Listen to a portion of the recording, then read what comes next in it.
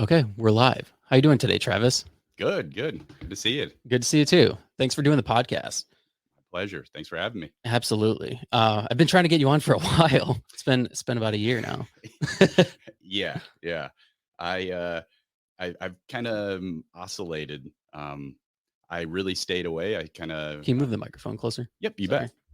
Um, oh, it's kind of bouncing back up here. Okay, All right. there we go. Is that better? Perfect. All right, excellent. Yeah, I kind of went quiet, went dark there for a little while. Kind of limited the Facebook friends and kind of went a little silent and stayed off of social media for a while. I was probably a little too addicted to social media. Aren't we Uh, all? yeah, yeah. So, and now since I have my own podcast, I thought it was unfair to not come on yours, and I like your podcast. So, Well, thank you. yeah, I appreciate that. yeah. Thanks for having me. Absolutely. You're somebody that I found really interesting because I didn't know about your story until after I met you, and you told me a little bit about your history and uh, completely changing your lifestyle. Um, But before we get into that, I really want to talk about that. But let's talk about your past. You're obviously from the Lansing area. You're from Holt, right? Yep.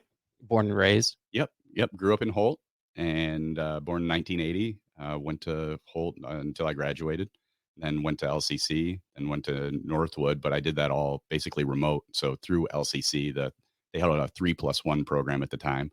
So I actually didn't even need to go there. I think I went for one weekend to Midland to Northwood, and that was it. Wow. Yeah. So I've been here my whole life, and honestly, never really expected that. I expected that I would move at some point to, like most people do, to have to pursue a career somewhere else. Like most of my friends now have had to leave the Michigan area to for better economic opportunities. And I've been really fortunate that I've been able to stay in this area, and then married my amazing wife, Lakin, and she's from the area. She grew up in Lansing, went to Dwight Rich. Then her family moved to DeWitt, and she graduated from DeWitt. So yeah, and we're really fortunate. Also, we've got both sets of grandparents that are right in the Holt and DeWitt area, and then we still have Grandma Bobby Ray that is in DeWitt too. I've seen And you guys post pictures with yeah, her. Yeah. yeah. She is amazing. I just adore her. She's kind of an institution. She worked downtown for a really long time, and she's actually coming over after we're done here for Sunday soup. My wife Ah, does at our house for all of October. So we get the whole family together. And now we have a 5-year-old that's going to Hazlitt schools. And actually, as an insane turn of events, I'm actually a trustee of the Hazlitt School Board now. I've seen that. Congratulations. Thank you, thank you. So yeah, we're really committed to the area and dedicated to trying to see it succeed if we can, and just trying to provide any help that we can. And then my father worked for General Motors, like you do, and my mom is a broker in real estate, and she's been at Real Estate One for a long time. And Well, yeah, so we're got a lot of deep roots here in the area. that's very cool. And that's one thing I really appreciated about you. And that's actually kind of how I learned about you and Matt, the other co-owner of Saddleback, Yep. because you guys were giving away a lot to the community around Thanksgiving last year. And I'm like, what are these guys? Like, who are these guys? Oh, So I started thanks. doing some research and I'm like, oh, Travis. Okay. And then Matt. And I think you reached out to me initially about the podcast. You're like, hey man, like I like what you're doing, and I appreciated that. Like I really needed that. And then, Oh, that means a lot. but I didn't realize you were the owner of Saddleback at the time, one of Yeah. the owners. And I was like, okay, I just kind of blew it off, whatever. Like didn't even think too much about it after that. But then after I reached out to you, I'm like, oh, that's the owner of Saddleback. Yeah. So Yeah. it's interesting how like you could live in a community and not even really know who some of these business owners are. Oh, And yeah, absolutely. and so like that's one thing I like by doing this podcast is getting to know some of these people because then you put a face to that business. Yeah, I think that's something that I try to do a lot too. So we try to connect with as many business owners as Mhm. possible, and we really Matt Gillett is just a sweetheart. He's just an amazing guy, and we really believe that the rising tide raises all boats, and we say that over and over again. Well, I really repeat it over and over again, more so than he does. But so we try to help as much as we can. And I know it's not, I'm not trying to be grandiose here. Like Hmm. it's a minuscule amount of help. They're the ones that do all the hard work, but we feel that there's too much focus on competition in the area that, um, you know, it, well, let me give an example. It'll often come up like, who is better, Saddleback BBQ or meat barbecue? Mm, Meat's been around forever. Meat is amazing. Meat has it a is amazing. great place, great food. The guy that owns it is great. They have a I great I reputation. think his the guy that owns it, his mom lives across the street from me. Oh, really? Yeah, Oh, nice, yeah. nice. But it's great, and it's just so in our view, it's just very limiting to think who is better. It doesn't matter who's better. Both can succeed. There's no. It's not a zero sum game. Mm, If right, for one to do well doesn't mean that the other has to be bad. right. You can like the brisket at one and the Yeah, mac and cheese at another, or you right, can support both. There's right. no reason to tear down one because you prefer the other one. It's like eating pizza too, right? Like you can you could have pizza almost every single day from a different restaurant. It tastes differently, and Absolutely. you can appreciate the differences. Yeah. Well, and to come to food too, that was one of the things that really interested me about food after leaving the tech world, was that in the tech world, previously, one of the things we did was hosted websites. So when a customer would call and they were complaining, it was because the website was either up or down. Hmm. So it's very binary. Right, Like we're right. either we're doing well because your website is up and running really well, or we're doing poorly because your website is down. With food like pizza, for instance, you can literally, let's take actually let's not take pizza, let's take brisket. The brisket is one piece, one slab of meat. It's the pec muscle on the cow, and we cut that up and we serve that to multiple customers. One customer can get one slice and say that it's the best brisket they ever had. Another customer can get the same exact brisket but a different slice and say it's the worst brisket they've ever had, right? Or some person can Oh say man. I don't want fatty, and then the other person says that I only want fatty, right? So it's very subjective. So when somebody gets into these debates about what's the best pizza, I just kind of roll my eyes.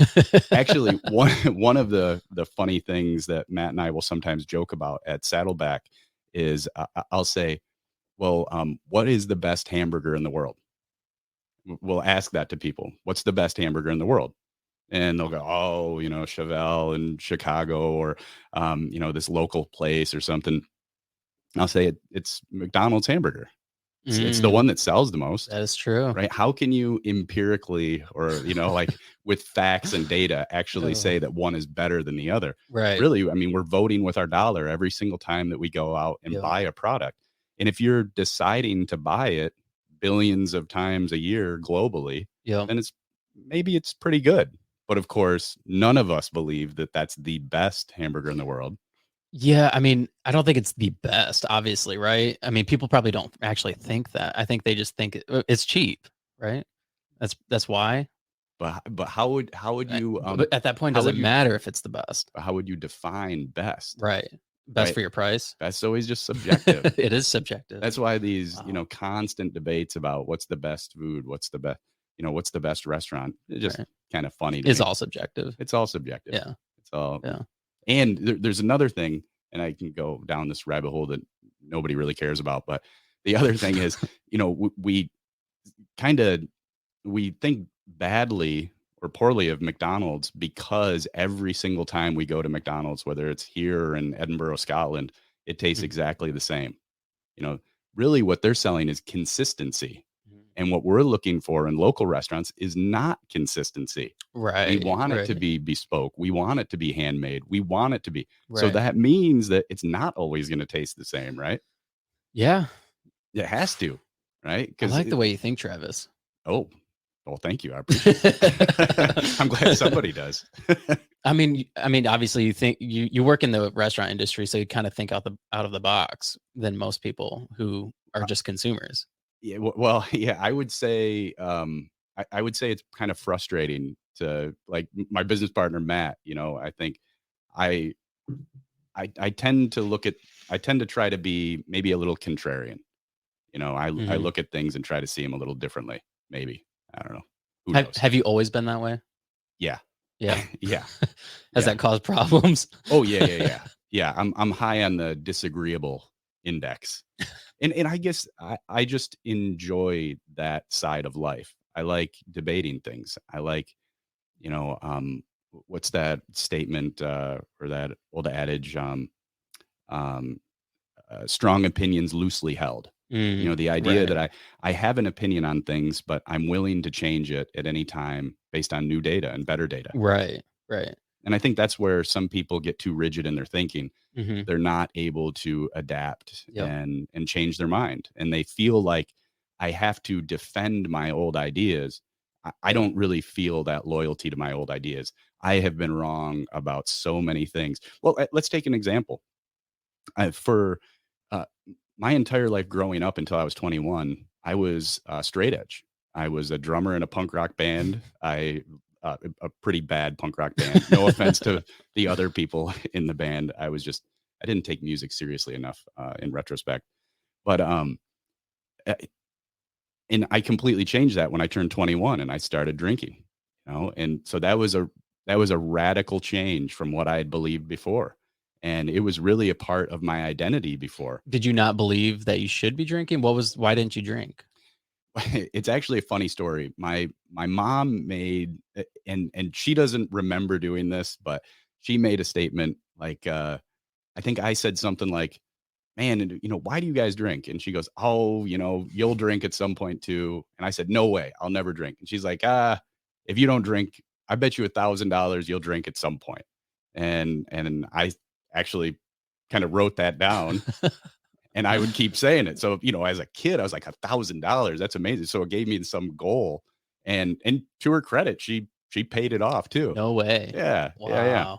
But that was kind of the first thing. And then, I was big into punk rock. And at that time, this band Minor Threat had this kind of a movement that was against drinking. Really? And Was it like a local band? no, Oh. no. I actually don't know where they were from. And I got into punk rock because my cousin, who was kind of my idol growing up, Ryan Backey, he was into punk rock. So then I followed him, and it kind of gave me an identity. And, we're all searching for Mhm. something to hold on to and Yep. something to believe in. And that was kind of my identity at the time. And then at 21, I just decided, because I'd cut my throat in a hockey skate incident. Cool. I nearly died, and I kind of had an epiphany of like, man, I could die without experiencing a lot of the things that other people have experienced, and maybe now I should actually try some of these things instead of judging them without my own personal experience with those things. What kind of things did you have preconceived ideas of, and then what kind of things did you try, and how did that change your thoughts about them? I'd say, I mean, I probably had preconceived ideas about everything. I think Drugs, alcohol, sex, like everything, politics, politics, um, everything that's divisive. it, just everything. I was just so opinionated, and I'm still probably too opinionated. Again, Mm, that back to that strong opinions loosely held. I I I have this a weakness or a failure in myself where I will hold strong opinions without enough evidence to support those, and especially not enough personal mm, experience with them. And I still struggle with that today. So I wow. really, really actively try to be skeptical of my own thinking. That's Well, something I really try hard that's on. probably something that's really good about you literally doing the year of the opposite, because now you're like forming your brain. You're trying these things that you wouldn't typically have, which I see why that's such a big deal to you, that you're trying all these different things that you wouldn't typically do. That's exactly right. It changes the way you think about it, changes your habits, and changes, I mean, even the things you like to do, I'm sure. That's exactly right. Yeah. Yeah, that was why I really wanted to push it. And then now looking backwards, I went from to 21 with that kind of period. And then I went from 21 to basically 42. So I think I might be living my life in like 21-year seasons. Hopefully I have many seasons. Hopefully. Yeah, Now you started drinking at 21. I did. What kind of impact did that have on your life? Did that send you down a path that you weren't happy with? I think it was really good for me. It it made me question. I was probably, no, I was too judgmental. I was too critical of others. And drinking made me realize that, wow, I was really wrong about this. This isn't a terrible thing.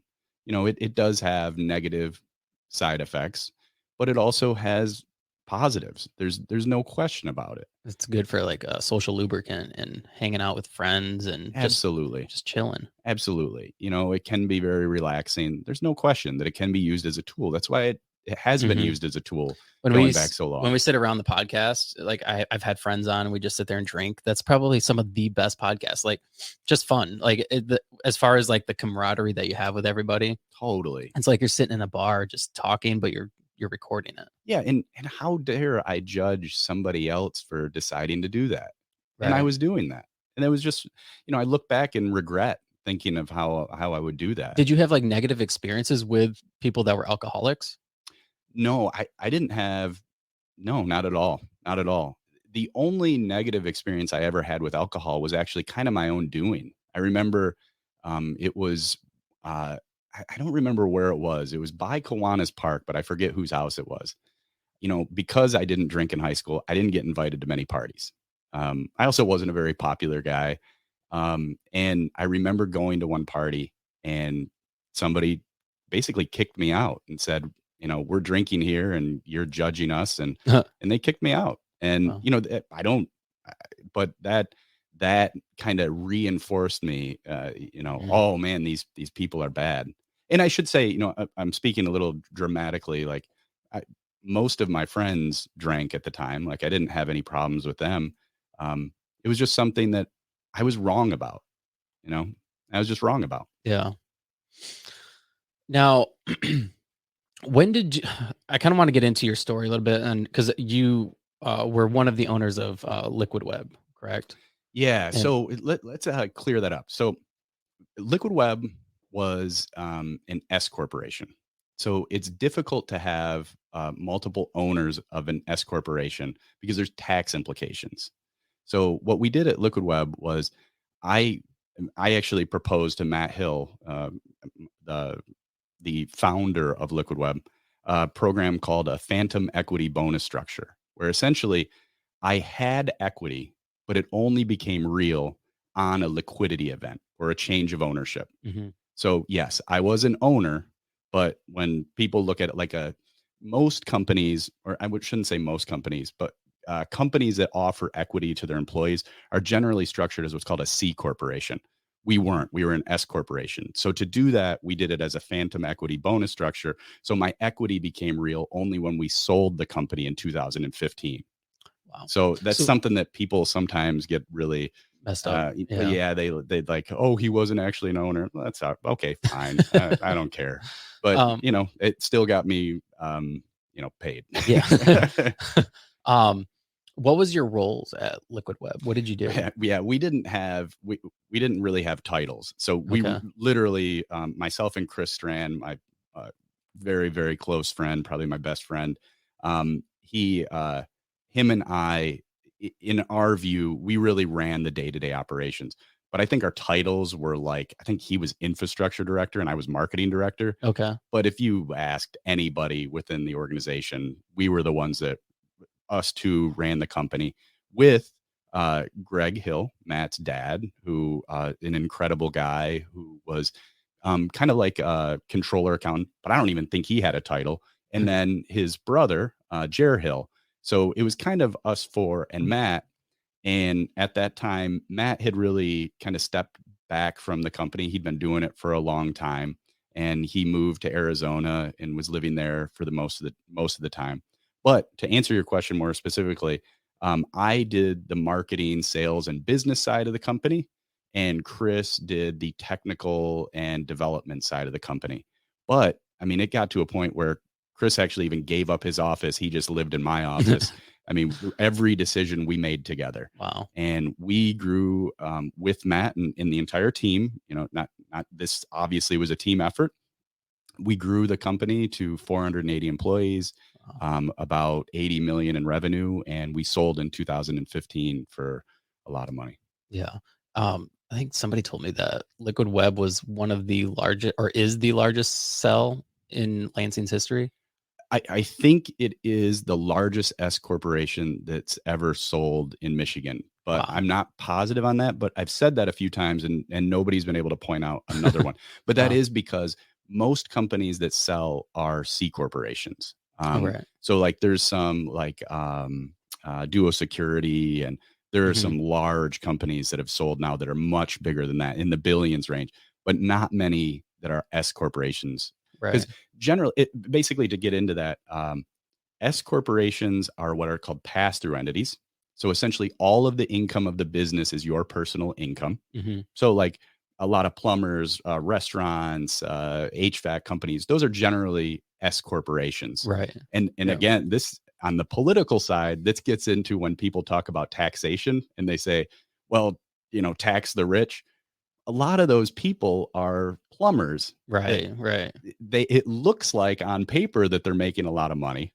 Yeah, but it's their business. It's their Right. business, but taxation wise, there's no difference because that all that money just flows through to your personal taxes. So Right. when we Yeah. talk about the individual tax rate, a lot of times that affects people that are taxed at the S corporation That level. makes sense. And of course, I'm not an accountant, so whatever. Don't take my word on any of this stuff. But yeah, I'm pretty sure that we were the largest S corporation that sold. What did you go to school for?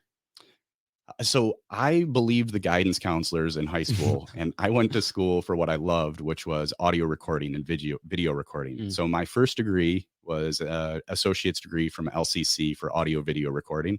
And then when I started working at a company called TechSmith, Bill Hamilton, the owner and founder there, is like a second father to me. I just love that guy.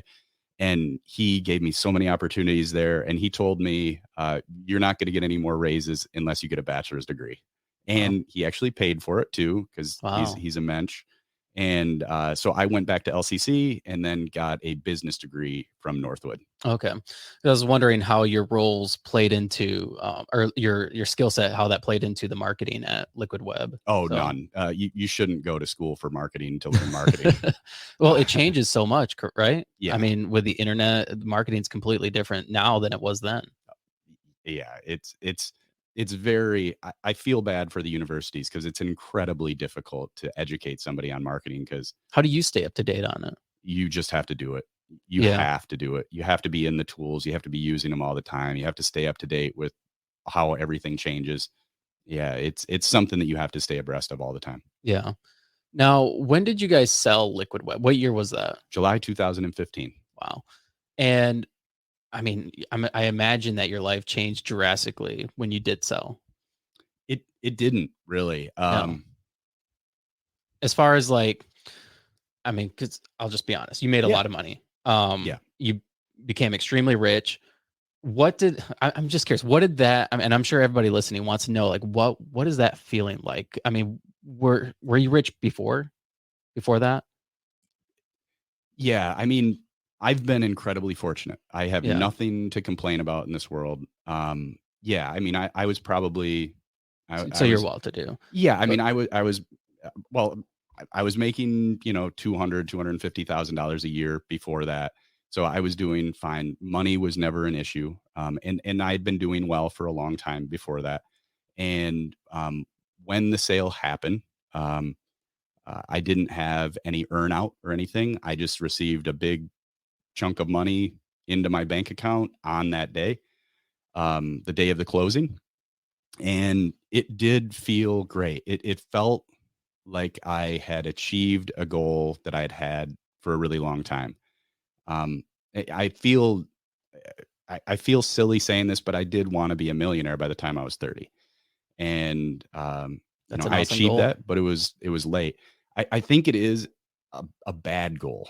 Mm, I think it's you shouldn't be motivated by the money, or I right, guess right. it's or maybe it's unpopular to say. I don't know. It's But the fact that you now, when you cashed out, you didn't have, you don't have to worry about anything anymore, right? Like you don't have to worry about the finance, well, because that part had kind of already happened. yeah. I didn't need to worry about money before, Okay. because I was it's hard to spend 200 grand a year, like that Yeah. spending was never really the thing that gave me satisfaction. I would suggest that it probably doesn't give anybody satisfaction But long term. I don't know if it's the spending. I think it's just like idea that you don't have to worry about where your money's going to come from, right? Like most people, especially right now with inflation and how crazy things are, people are just barely making it, and they're just they just know they have to go to work every week because they need the money. Yeah. But like knowing that you don't need that money and that you can just literally do whatever you want, and that's no longer a factor in life. Yeah. What was that like? You can literally just do whatever you want. It was weird because it felt amazing. It felt like I had hit that milestone, but that is exactly what caused all the problems in my health. Was I hit that kind of finish line Yeah. and thought, all right, now I don't need to dress up. Now I don't need to go anywhere. That's Now I can sleep in as long as I want. Now I don't have to work out. I don't have to be. I mean, I literally showed up to a meeting with a senator in I remember you telling me this. sweatpants. Yeah, black sweatpants and a black sweatshirt. I mean, I would wear a black t-shirt and black sweatpants most days. I Yeah. just thought I don't need to impress anybody. I don't need to. And yeah, and that was, and I got to do a lot of fun things, and it was great, but I didn't Right. really increase my spending all that much. I didn't really get any satisfaction out of spending. I bought a house on a lake because that was something that I wanted since I was a child. And I bought a boat that's probably too expensive and a little opulent. And I don't know if I used opulent, right? Uh, and then I bought a Tesla. But I didn't buy the most expensive Tesla or anything. And honestly, I think that's about all. And then I tried to increase my charitable giving, and I tried to Mhm. do some things for some friends and family.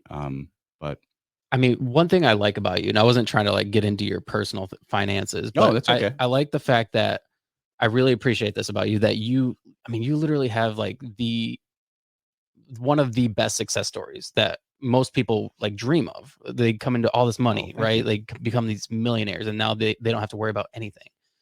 Like my kids talk about it all the time. Dad, if you get big on YouTube, we can go do this, and you don't even have to think about like money. They Yeah, say that all the time. yeah, So it's like from kids, that's what kids see. They see these YouTubers that it just have all kinds of money and they can right, do whatever they want. They don't have to work. They don't have to do anything. They just enjoy life. right. I think for a lot of people, and for me, including, like if I were to come in that kind of money, I would get soft. I think that it would be so easy to not have to worry about the struggles in life, and that you would almost have to create your own issues, your own, uh, like your own struggles to go through. Like, I mean, whether it's like physical or mental, like putting yourself through hard things in order to stay true to who you are as a person. I think that you nailed it. I think that's exactly what happened to me. That was the trap that I fell into. Yeah. Yeah, I didn't push myself anymore. I didn't, I feel like I let myself down a bit because I didn't translate that opportunity into I didn't capitalize on that opportunity that I had. But I will suggest that one of the things that I observe is that people tend to increase their spending almost exactly the same as their income. So they're always feeling Mhm. like they're struggling. I have friends that make, two, $300,000, but they're struggling. They're really struggling. And I just want, like, how is this possible? Like, you make so much money. Right. And it's just because if you're increasing your spending and you're trying to keep up with everyone around you, you Mhm. will never feel rich. Right. If there's that saying, the comparison is the thief of joy or the death of joy. Mhm. That is totally, totally true. Let me since I'm speaking too vaguely, my Matt Hill that founded Liquid Web, we were best friends when we were 2 years old. We grew up next door to each other. His father was like a second father when I was growing up. His brother Jer is the reason that I play drums because I looked up to him because he was 4 years older than me. Um, if I compared my life to Matt Hill, Mhm. uh, I would always feel inadequate and Yeah. like I was way behind. I mean, Matt literally rented his studio in LA to Kanye West. That's insane. He was friends with Justin Bieber. You know, he rented his place in Arizona to Katy Perry. You know, Wow. I mean, he had a yacht. He had, you know, access to anything that he wanted. You know, I think he literally owns a Tyrannosaurus Rex skull. You know, like Wow. he owns like the original print of Rick and Morty, like or the Wow. R2D2 print. I think like, you know, if I compared my life to my friend Matt Hill, Hmm. I would always feel inadequate. But I was really that was one of the things that I was fortunate in is that I never had that. I didn't have that need to spend. Right. You know, I think we live in maybe the cheapest house on Lake Lansing. Wow. Or it is, you know, at the time when we bought it, it was one of the cheapest houses. And and I'm not saying that as a bragging. It's still expensive. It's Hmm. still, you know, but But it's not like we were out there just trying to spend money, and it's not like we were getting satisfaction out of the spending. My wife would say I'm very cheap. You know, I'm very frugal. well, that's one thing you kind of like spoke true to that the first time I met you. We walked into, what was the name of the Mayfairs? Is that the, Oh yeah, Mayfair. Yeah, and you were eating chili. And I'm like, this guy's just eating chili yeah. at this like hole in the wall place in Hazlitt. Big I'm like, Mayfair fan. Brett from Mayfair is an amazing guy. Yeah, and I love chili too. Yeah, yeah, I was like, huh, that's interesting. I mean, because like oftentimes we get this idea of like if you're rich, you eat at these like fancy places. I And am probably guilty of that. I mean, have you been to Bodie's? oh yeah, That's my yeah. favorite place. That's great. It's great. Have you been to the one in the Saugatuck, the I original? have not. No, I've been to Grand Rapids. Not as good, Yeah. but Oh man, I love the one in Grand Rapids. really, Yeah, I mean, oh, well, I guess it always depends on when you were there, but the one in Saugatuck is wild because you're basically eating in this house. So sometimes you'll get seated in this Three Seasons room out front that looks like literally your Three Seasons room growing up. So you're eating this like $200 meal in a Three oh, that's Seasons room that hilarious. costs $200. That's Yeah. hilarious. The one what I really like about the one here in Lansing is it's so small and intimate. You get this like, and for me, like when you go to a restaurant like that, and the problem is now I compare every restaurant that's like high class to Bodie's here in Yeah. Lansing. And so like whenever we go, I feel like you're paying for the experience. It's Yeah. not just the food, it's the experience that also makes the food taste good. Oh, And absolutely. so when we went to Grand Rapids, I think that was part of the issues. Grand Rapids, like it's a normal sized restaurant. Right. You walk in, there's like a lot of people. I Yeah. feel like the service isn't as focused on you because there's so many people. And maybe that just affected the way I thought about it. But Yeah, I think you're right. I mean, it is beautiful too. That's a yeah, really nice restaurant in Grand Rapids. I Yeah. went. I also went to St. Elmo's in Indianapolis. I haven't been there. It's a good restaurant. We went down for a Bon Jovi concert, and the night before, Wait, really? yeah, Nice. yeah, it was a terrible concert. Was it? Yeah, it was terrible. He sucks. um, he's just getting old, and his voice sucks now. And it's sad to see, but Yeah. my wife is a huge fan, was a huge fan. And so we went to this Bon Jovi concert, but we also went to St. Elmo's. And the night before, Bon Jovi was there. So we're like, oh, cool. It's this like high class restaurant. And I compared it to Bodie's. I'm like, this is not as good as Bodie's. Yeah. Bodie's wins the stake on this one. Really? Yeah. Yeah, that's great. That's Yeah. great. Bodie's is expanding all over the place They too. are. Yeah, Yeah. it's great. It's one of my favorite restaurants. It's great. So we should shout out some of the other ones. Bridge Street Social, Mike Luther, Where's that at? in DeWitt. Okay. Fantastic. Absolutely fantastic. People's Kitchen Hmm. on the east side I've not been there yet. Lansing. Fantastic. Really, really great. Yeah, I mean, there's some good restaurants and you know, Capital City Barbecue. Hmm. We just our friend Greg and I, we just went to Faux 777 Okay. there in Okemos. Yep. Yeah, it's good restaurants here. I like that. You're somebody that is supportive of all these other restaurants here in Lansing and all these Absolutely. other businesses. I think it's important to see how somebody who or somebody who owns a business is successful is willing to help share the wealth a little bit. Oh, I appreciate you saying that. Yeah. Yeah, I just deeply believe it that Yeah. yeah, I think too many people really think of things in zero sum terms. Like Mm. if I give you your flowers, that somehow that diminishes me, Right. that Yeah. by me saying that Bridge Street Social is great, that means that Saddleback BBQ is going to lose customers. I mean, we have literally never experienced that. We've helped Capital City Barbecue, we've helped Coach's Pub, we've helped, Cupies, anybody that needs help and would allow us to help them, we would try to help, and it's never hurt us in any way. And we really try to encourage other restaurants to do that as well, because we think that it will help the whole community too. We need a rising tide. Well, and then that also speaks true to what you were saying when I think you told me before you guys paid a lunch or for the lunches for a school district, and then other businesses followed suit. Yeah, that's exactly right. So that story is kind of weird. It was during COVID. I was waking up. This was before my news diet, so I was still watching the news, and I see News that diet. I see that there was a barbecue restaurant in the Flint area that had paid off the student lunch debt in a school district in the area, and I was like, What is student lunch debt? I'd never even heard of that. So I reached out to some friends that are teachers at Holton Mason schools and asked them, what is student lunch debt? Like, I've never heard about this. And do you guys have it there? And they explained it to me. It's when a kid, um, maybe they don't have enough money on their card. The school never refuses the meal, but they will kind of accumulate a balance for the parent to pay off later. And those balances can accumulate, and then they pay them off at some other point. And so I was like, wow, I'd never heard of that. Reached out to Holt as the place that I graduated from, and they didn't have any student lunch debt. So reached out to Mason. The principal or superintendent responded in a little while, said it was like $1,500. So I just said, okay, I'm going to come out and bring a check just to pay it off myself. And I reached out to Matt Gillett because he actually graduated from Mason and was a star soccer player there. And he said, wait, like I want in, I want to help out with this. And why don't we do it through Saddleback? And so I went out there with a check from Saddleback now.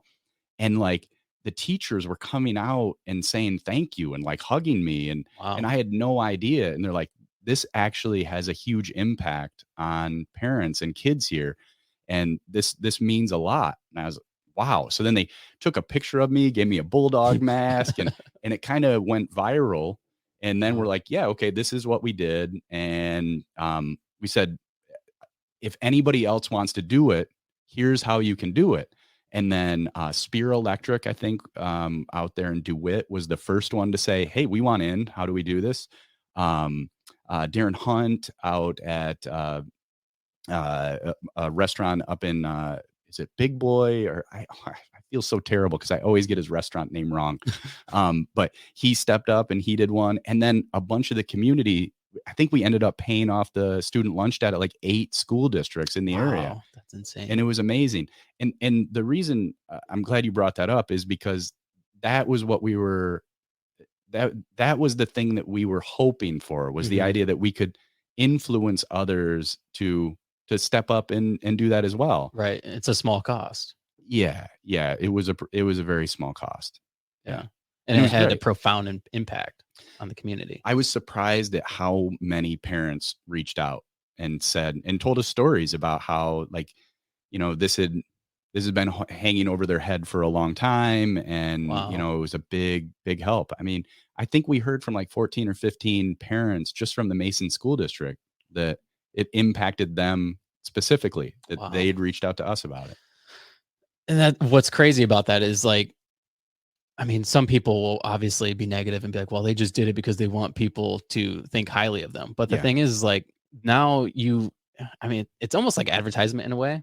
Now people Sure. respect your business and they're Totally. gonna be willing to come to your business and buy from you because you help them out at some point. 100%. 100%. That it's it is not lost on me that this benefits Saddleback Barbecue. There's Mhm. there's no question. And we've been completely transparent about that, and we've told everybody about that.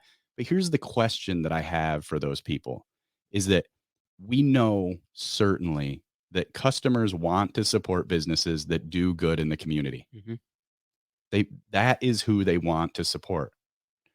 But then at the same time, these people that are critical of the us giving and talking about it, they don't want us to talk about it.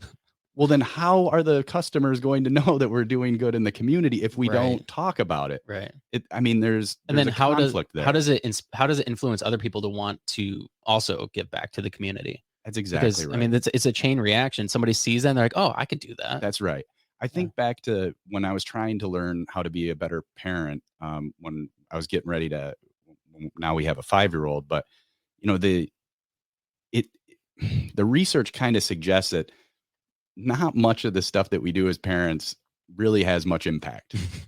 The best thing that we can do is give them a great example to look up to. Mhm. You know, it's not so much the stuff that we're trying to instill, forcefully instill in our children. It's more so, if we show them a good example, that is what they're generally going to emulate. Right. So if we Yeah. want to raise healthy kids, then be a healthy adult. Yeah. If we want to raise a kid that reads a lot, we'll read a lot ourselves. If we want, all these things really work. Well, it's the same thing in business. We want to show an example of how a business can do something where hopefully it helps the business, but it also helps the community. Right. And I Yep. don't see who it harms. I don't see the critics that come out on this. Who is being harmed? Please just answer me that. Who is being harmed by us paying off the student lunch debt in Mason School District? Who's being Right. harmed by that? Right. Nobody. I don't think so. Nobody's being harmed. Yeah. It's silly to me. It's an ego thing, right? People just don't want to see somebody else doing something positive that benefits somebody else. It's the zero Because sum mentality. because if it was them, they would be tooting their own horn. I don't know. I don't know. I don't know what other people would do. I mean, who does? I mean, yeah, whatever. That's a Yeah. whole nother topic. Yeah. But what I wanted to get into, you brought up how like your kids see you and emulate the things that you do. They want to be like you. That's the greatest impact that you can have as a parent. And I mean, my son, he's like my little buddy. He's always with me, always wanting to do things that I'm doing. He's always working out when I'm working out, which is something that we've had this gym ever since I think ever since we bought the house. That's a great gym. We've had it. Thank you. Yeah. We've had that gym, and it's just grown over the years. But that's something that my kids have grown up seeing. So, and they see us using it almost daily. And so now it's a habit for them. It's Right. something that it's instilled in them. Like, oh, you need to take care of your health. We need to be active. Yep. And so for you, somebody who kind of had like this path of like, I guess, least resistance for a while, and then changing your habits, what kind of impact has that had on your kid and you being a parent? Wow, that's a great question. When That's a great question. I don't know. I haven't thought about. I hope that it's had a really positive impact. I I haven't thought about that enough. I probably should think about that more.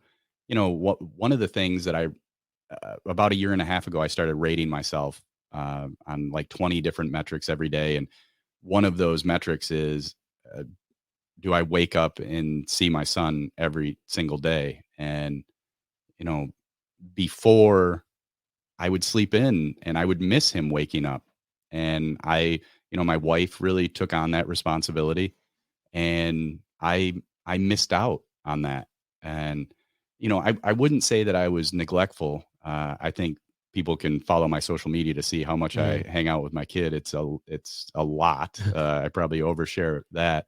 And then we were also, I guess, fortunate during COVID, where we were just together because the daycares were closed, and we spent a lot of time at the parks, and so we spent a ton of time together. But yeah, he probably wasn't learning great. He wasn't seeing a great example from me before the change. He probably wasn't. I mean, I don't, and the thing is, like, I'm sure, like, as being a parent, it's probably difficult to admit that you were kind of being neglectful in that aspect. Like that, the fact that you weren't there, you probably feel like you weren't there, but he probably will recognize the change that you made and be like, "Well, my dad used to do this." If even if he Maybe. remembers, he's 5. Yeah, it might be. So, It might be a little too. I hope he's a little too young. And the other thing, we're so fortunate to have. I mean, Lakin and I don't have to raise Lane at all because he's got so many grandparents and he's the only grandkid on both sides. Wow. So any Lucky day, kid. yeah, I mean, he gets, oh man, he said something yesterday. I wish I could remember it exactly, but it was basically like he was going to hang out with his grandma and he's like, yeah, I get to watch everything that I want on TV because they don't know my rules. They don't they don't know my rules at all. So yeah, I mean, he's surrounded by so much love. He's got grandparents on all Yeah. sides. He's got uncles too, and so I hope that he didn't miss out anything. I hope he was too young. I hope that and I think I'm being probably, and I am very critical of myself. Um, I hope that I'm being too critical of myself. Mm. Well, I think it's important. I mean, I think he'll see the changes, and that's kind of the point I was getting at. Like with my kids, they've seen this process of like, oh, okay, this is what we do, and Right. so him seeing you change your life, and then now it's just a habit, right? Like you just doing the things that you've kind of learned over the last, was it year, 2 years? When did So it the was year like of the opposite start? 2 years ago. March 2022. Okay, Yeah. and So so coming up on 2 years here. Yeah. he'll see that you've built these habits, and then hopefully they get instilled in him as well. Yeah, like one of the things that I love is when I'll come in from a run and he'll go, "Dad, did you get in your 5K today?" And yeah, he gets it now. And Yep. oh man, you'll love this too. He'll say, "Who's gonna carry the boats and the logs?" From David Goggins. And yeah, so yeah, he loves that stuff. And then his uncle Scott he's jacked. He's always worked out. He was a Very, former MMA fighter oh, too, wow. and so he looks up to Scott in that That's sense very too. cool. Yeah. Now I feel like I'm all over the place with this interview. Oh, Like you're just such an interesting person. So I like whoa, we touch thank you. here, we touch here, but I kind of want to get into what led into the year of the opposite. And obviously you just did not have healthy lifestyle habits or anything. Yeah. But what was the defining factors for you to do the year of the opposite? My friend Joe St. Clair died in February of 2022. He died of alcoholism, had a heart attack. I struggled with some guilt because we never really, I never really confronted him and told him how I felt. And I hadn't had anybody close to me die that wasn't kind of natural causes or like old age. Mhm. So it was a new thing for me. It sent me into depression for the first time. And then 5 months after that, Matt Hill, my friend since I was two, and the founder of Liquid Web, he passed away and had a heart attack, and we didn't know why because the autopsy took 6 months in LA. And then 10 days after that, Lakin's cousin, my wife's cousin, Tyler Blakesley, who was a teacher in town and just a great guy and a band guy and somebody that I loved his bands even before I knew Lakin. He got hit by a door in Grand Rapids and died tragically. And it just sent me into this tailspin of feeling really depressed and sad. And I just kept waking up sad. And I'm a big fan of Seinfeld. And there's an episode where George does the opposite of everything. And I also came across this YouTube video of a general that was talking about, well, if you want to change your life, just start by making your bed. So I just decided, all right, I wasn't waking up early before this. I'm going to wake up early. I'm going to make the bed, and I'm just going to start doing the opposite of what I've been doing. If every day I keep waking up sad, there's no logical reason for it. I mean, Mhm. obviously I had grief, but there's no logical reason in the sense that, like you said, like my financial stuff is taken care of. I'm surrounded by a lot of love. There's no logical reason for me to be depressed. Well, let's change some things. You can't keep doing the same thing and expecting different results. I You love got that to quote. change that. Yeah. And so I just started doing the opposite and started with waking up. Then I'm like, well, I've never been able to floss, and every 6 months, the hygienist beats me up about it. So let's start there, and then, well, let's see if I can do a 7 minute workout. Well, let's see if we can give up drinking for a while, and then it just led to let's see if I can do this for a whole year, and it worked. Within 5 months, I had completely cured my depression. Uh, I, I forget exactly how long it was, but before I was on medication for high blood pressure, high triglycerides, high cholesterol, and I think it was like 6 months, maybe a little bit longer. My doctors cleared me to get off of everything. And I was on those for like 8 or 9 years. So Wow. it was a long time. And You're I so young too. yeah. Yeah, and it was all lifestyle induced. I mean, we do have a bit of history in our family Mhm. of it, but it wasn't that. I mean, it was just I was lethargic. I was living a life of comfort, you know? Yeah. Yeah, I mean, and it's easy to do when you have the need or the ability to. Yeah, Yeah. yeah. It's kind of the default path, you know? Yeah, I mean, why not? Yeah, yeah, If you can, yeah, if you can just eat whatever you want and not even really think about it and drink whenever you want and not have to worry about going to work on Monday and you can drink on Monday night, why not? exactly. Yeah, Yeah. and it got bad. Yeah, I could imagine. Yeah. And that's the thing, like, I think about it, like, if I were in your position, where would I be? And I probably would be in the same spot because, I don't know, um you are very disciplined. You have a thanks. different I mean, it's I look up to your discipline and how you push yourself, and I don't know, I don't think so. I don't think you'd have that same problem. Maybe not now, but if I was younger, maybe a couple of years ago, I probably would have because now, like, if I don't work out for a few days, I feel like a piece of shit. I'm like, "Oh, man, like, what am I doing with my life?" Absolutely. Yeah, right, right, But absolutely. that's the thing about discipline, though. It's all mental. I mean, if you can push it and I equate it to running. So, like, I have a friend who was trained he runs all these half marathons all the time. And I'm like, "Dude, just run a full marathon."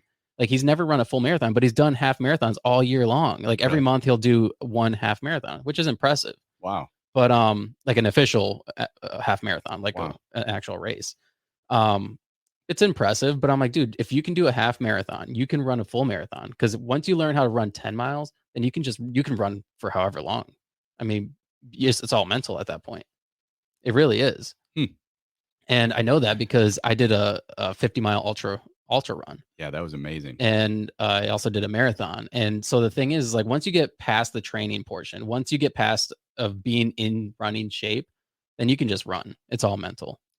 I have to take your word for that because I haven't done that yet. Who's gonna carry the boats? I know I've only done the half marathon I think the furthest that I've run is 15 miles. Okay.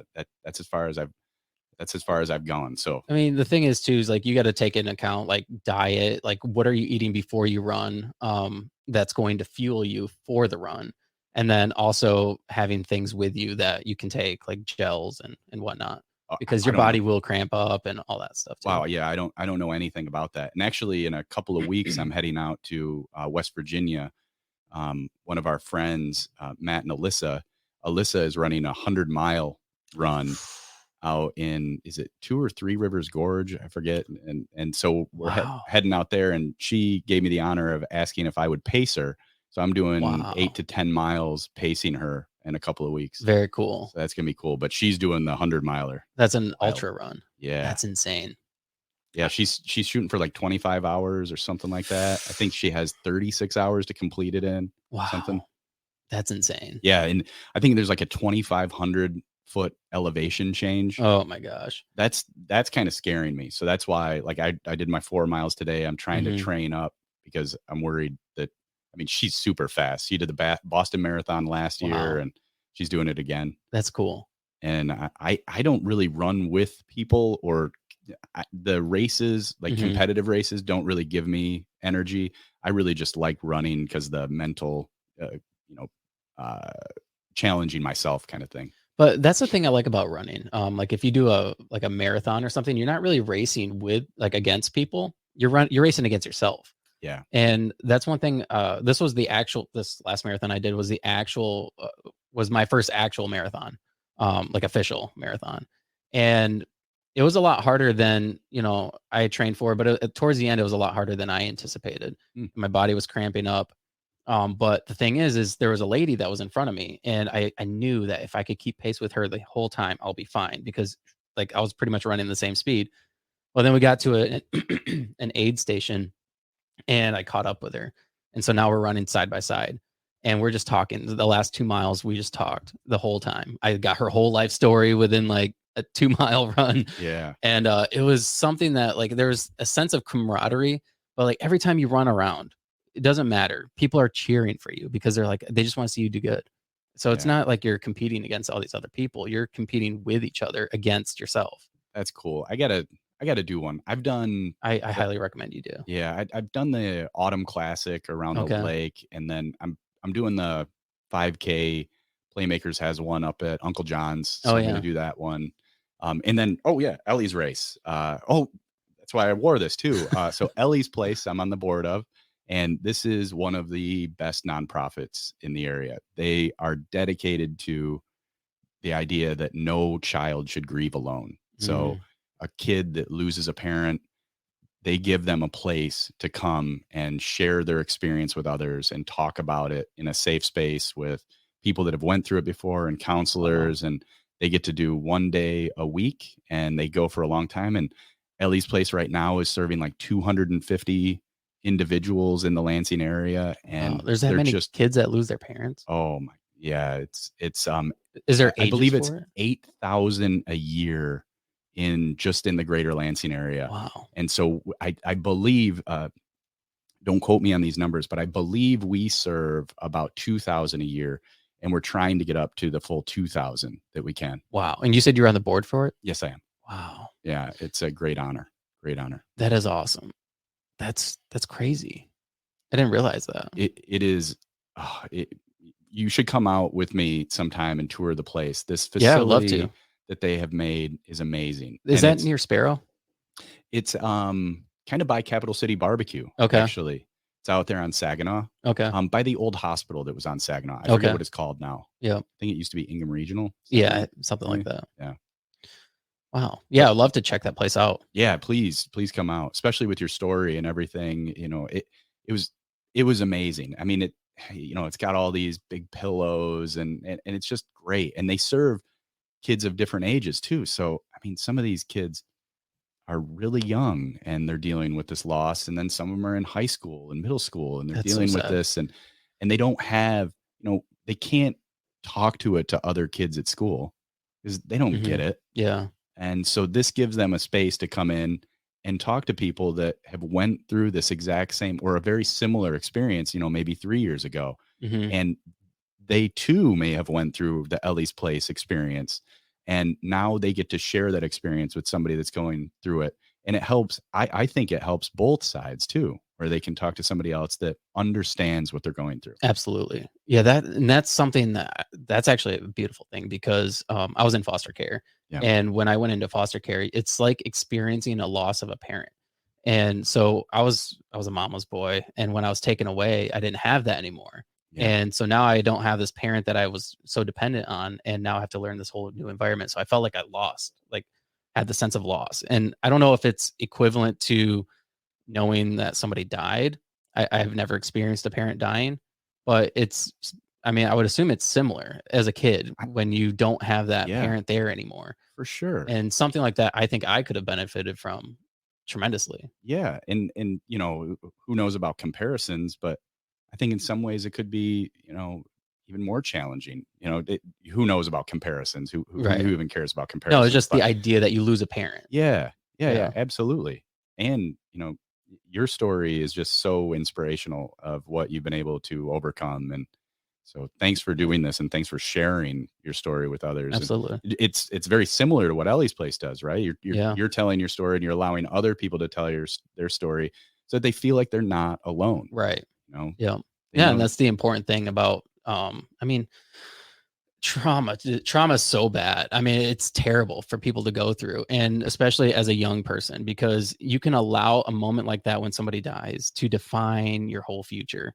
I mean, that one incident can literally change how a young person views the world and their future, Definitely, how they're going to where they're going to go in life. definitely.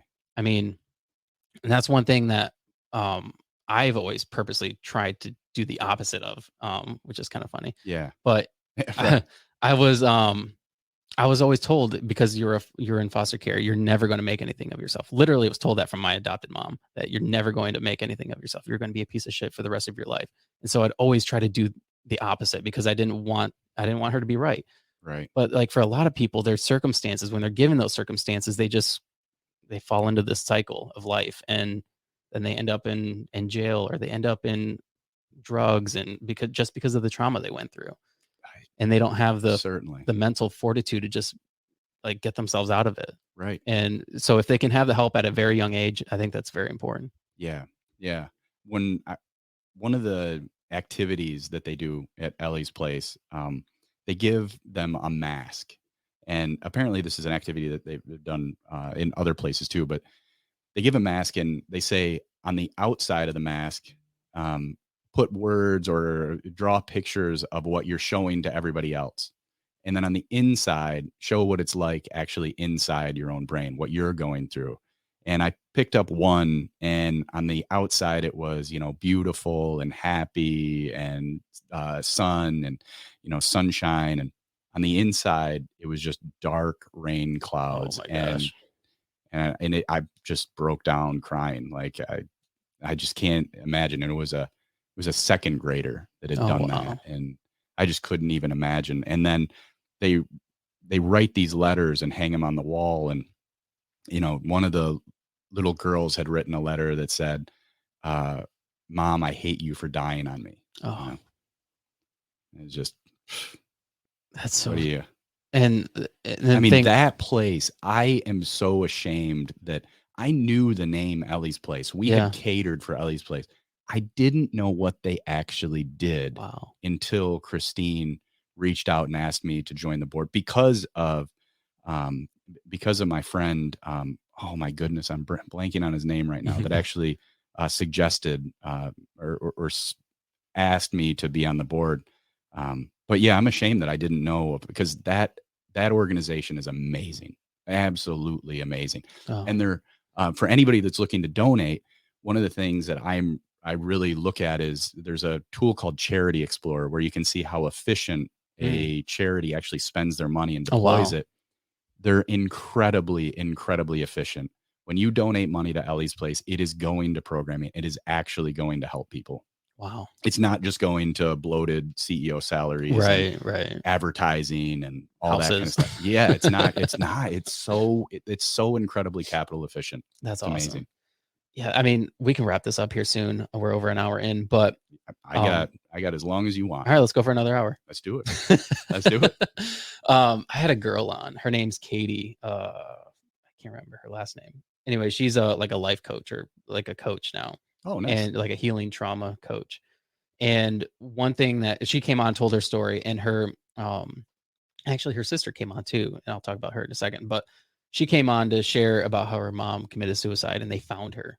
And so when she was like, I think in middle school or like elementary school or something like that, and she talked about the impacts of that. And so like sometimes it's not just like what it's like to lose a parent, it's also the circumstances around it too, because now you're wondering as a child, like, why did she do this? Did she do it because she hated me? Like, why?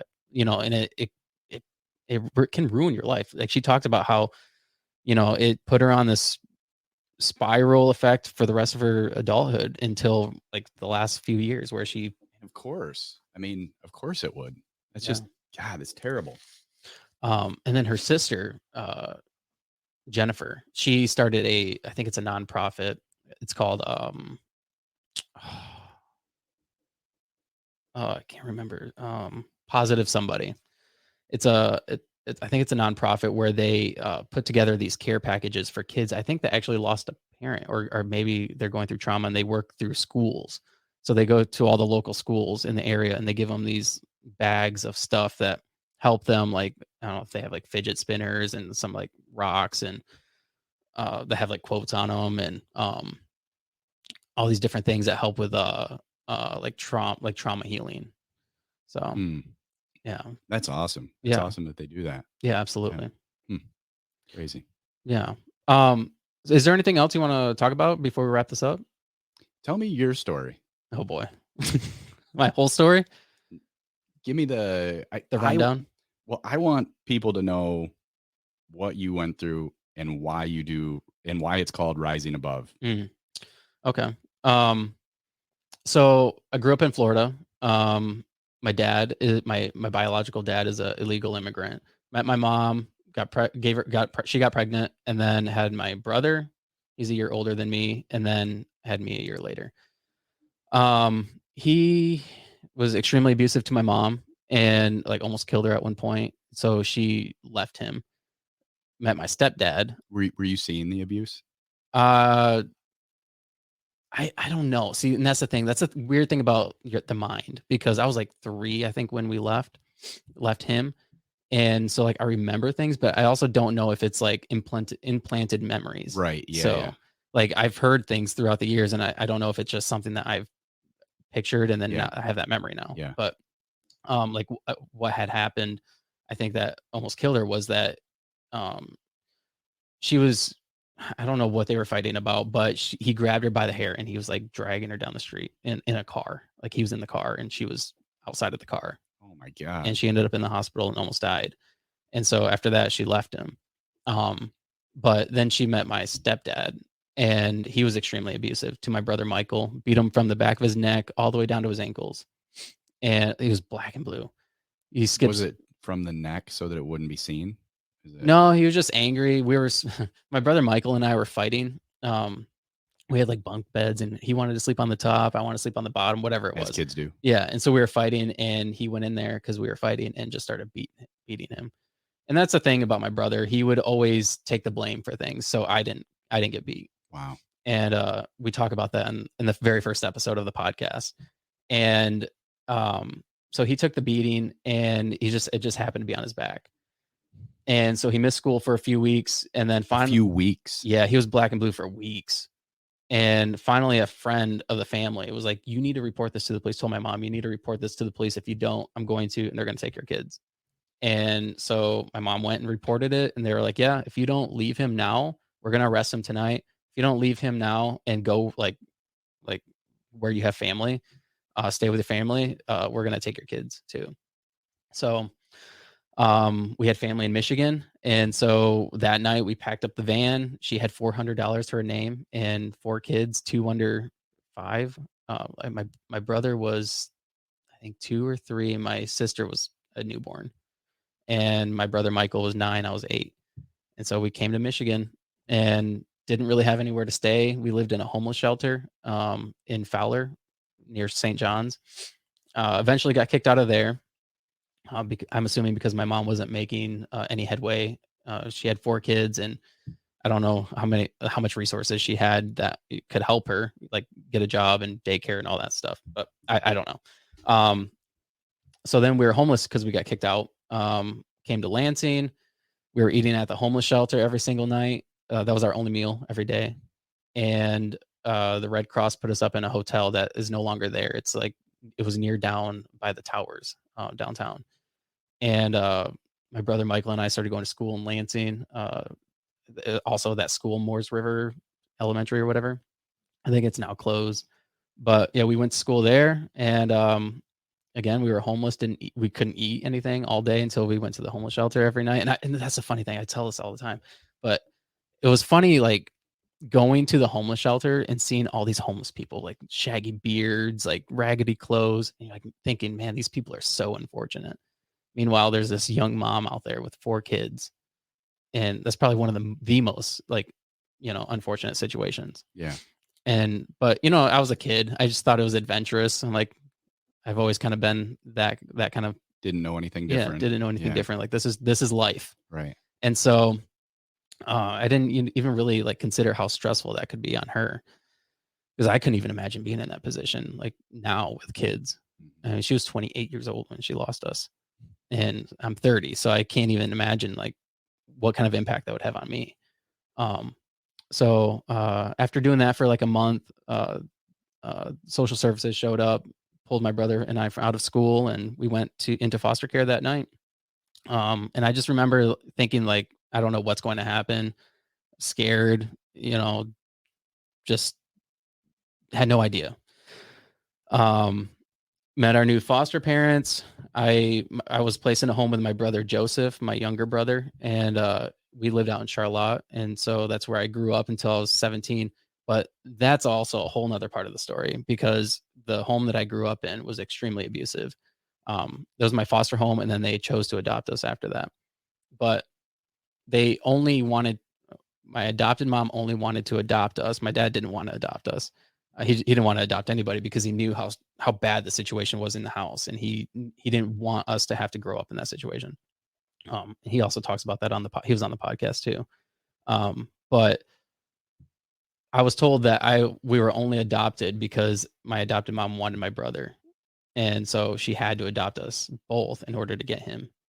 And so she had told me, several times, she's like, if you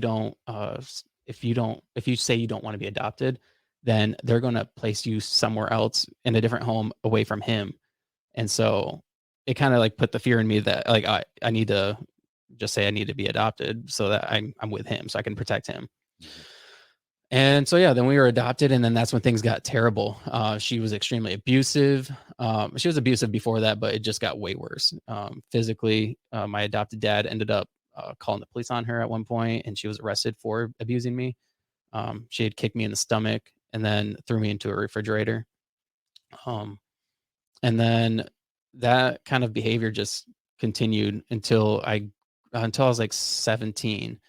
I started dating a girl, and they didn't approve of her at all. We grew up in church, and so like obviously like marital sex and all that stuff is like a no. And that's the thing too, like going to church, it was like kind of like my refuge away from all of that stuff. Every time I went to church, like I was involved in like the orchestra. I played trumpet. So I was in the orchestra, I was in the choir. I was like, getting ready to do a sermon. I was like learning how to preach so that it was like a youth service. And every year the youth would put on a whole service, like the music, they would control everything. And I was going to do the preaching. And then I started dating this girl, and they didn't approve, and they went and told the church that I was having premarital sex.